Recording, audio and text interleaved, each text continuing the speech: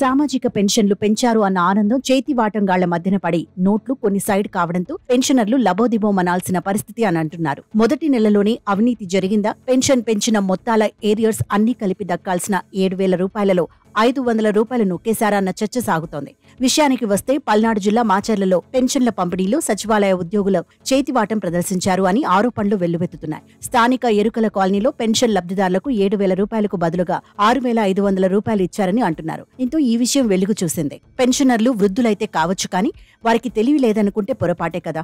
7,000 రూపాయలు తీసుకుంటామని సంబరపడిన వారికి 500 నోటు సైడ్ కావడంతో ఆ విషయాన్ని టీడీపీ నేతలకు చేరవేశారు. అలా మాచర్ల ఎమ్మెల్యే జూలకంటి బ్రహ్మానందరెడ్డికి విషయం చేరడంతో ఆయన అగ్గి మీద గుగ్గిలమయ్యారు. ఇలా చేతివాటం ప్రదర్శించిన సచివాలయ ఉద్యోగుల మీద శాఖాపరమైన చర్యలు తీసుకోవాలని మున్సిపల్ కమిషనర్ ని ఆదేశించారు. దీంతో సచివాలయ వెల్ఫేర్ సెక్రటరీ బాలు నాయక్ ని సస్పెండ్ చేశారు.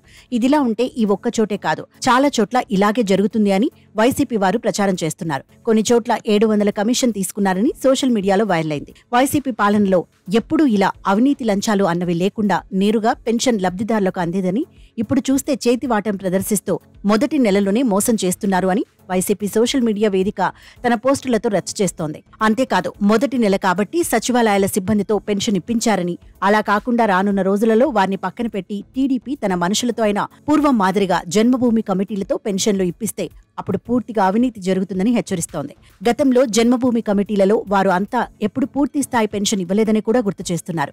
ఏది ఏమైనా ఇంత పెద్ద ఎత్తున పెన్షన్ పండుగ ఏపీలో జరుగుతుంటే అందులో ఈ చేతివాటం ఘటనలో పరువు తీశాయని అంటున్నారు.